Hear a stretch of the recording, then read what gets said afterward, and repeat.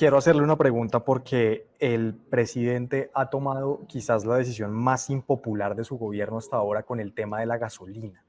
Todos los técnicos en economía y en temas fiscales señalan que lo que había que hacer era dejar de pagar el subsidio que se convirtió en un vacío en el fondo de estabilización y el gobierno ha hecho unos aumentos, el último fue de 600 pesos y el ministro de Hacienda ha dicho que va a llegar a los 16.000. ¿Cree que eso del presidente Petro impopular fue correcto? Fue totalmente correcto y eso yo lo respaldé y lo he respaldado en Twitter. Cada vez que el presidente hace algo que es correcto o sus ministros, yo salgo y lo respaldo y me parece bien. Era absurdo lo que estaba ocurriendo, que el gobierno nacional se está gastando hasta el año pasado 30 billones de pesos en subsidiar la gasolina. Y básicamente es una minoría mínima, menos de 1 de cada 5 colombianos tiene carro, ¿no? Incluso moto, ¿no? Solamente hay una minoría que accede todavía a la moto. Entonces, incluso hay que hacerle reajustes al diésel también,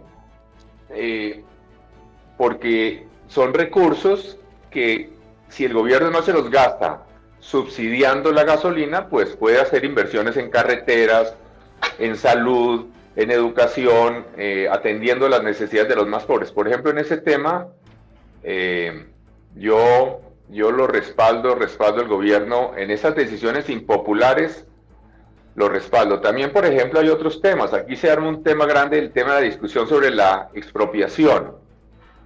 La expropiación, pagando precios comerciales, se usa en todas partes del mundo, en Estados Unidos, en todas partes, eso no tiene nada excepcional. Y lo cierto es que sí hay a veces que la expropiación es parte de la democracia, porque la democracia se basa en un principio y es de que el interés general prevalece sobre el particular. Entonces, si se necesita comprar unas tierras obligatoriamente para hacer un aeropuerto, para hacer una carretera, para hacer un puerto. En Bogotá, por ejemplo, nosotros usamos la expropiación de un club muy exclusivo del country para comprar los predios de las canchas de polo y demás. Y la verdad es que una serie de abogados marrulleros lograron demorar muchísimo todo el proceso. Entonces, que haya procedimientos más expeditos para la expropiación a precios justos, para poder hacer reforma agraria, por ejemplo, pues también me parece bien.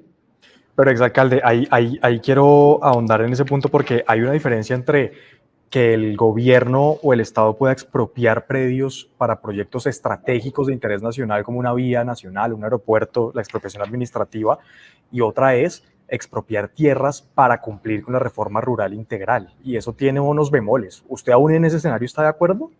Por supuesto, es que la reforma agraria se ha usado en muchas partes del mundo, pero más aún, yo creo que lo que me parece es que como en todo, Petro está un poco desfasado. Y vuelvo a señalar, aquí estamos hablando, expropiar es una palabra que si la cambiamos... En términos comerciales, usted dice en términos comerciales. Expropiar significa comprar obligatoriamente, o la persona tiene que vender obligatoriamente al gobierno a un precio justo. Entonces, por ejemplo, me parece que sería mucho más importante, cuando se habló de reforma agraria en los años 60, 6 de cada 10 colombianos vivían en el campo. Hoy solamente como 15 de cada 100 colombianos viven en el campo. Entonces la reforma agraria es mucho menos importante. En cambio, la reforma urbana es mucho más importante hoy. Me parece que, por ejemplo, el presidente Petro, que quiere gastarse 20 billones de pesos en botarlos a la caneca, que para cambiar el metro en construcción por uno subterráneo, se podría gastar más bien ese dinero haciendo una reforma urbana en Bogotá, comprando grandes extensiones de tierra, por ejemplo en Mosquera, o hacer una reforma urbana para hacer una ciudad que crezca donde debe ser, como debe ser, con grandes parques, con metro, etcétera, que la ciudad crezca bien, donde debe ser y como debe ser. Entonces yo sí creo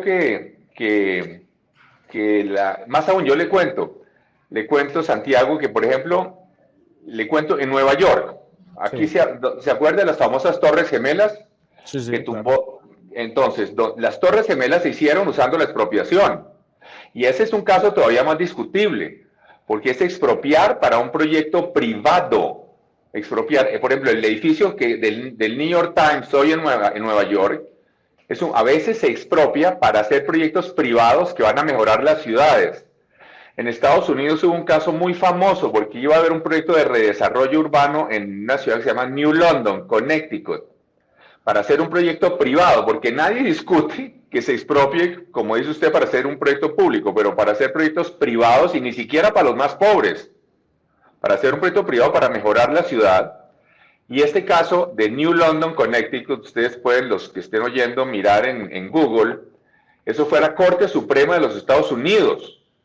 Y la Corte Suprema de Estados Unidos dijo que incluso cuando se trataba de expropiación para proyectos privados, siempre y cuando eso tuviera previamente todo un estudio que lo justificara de interés general, etcétera, que se podía hacer. De manera que esto no es comunismo.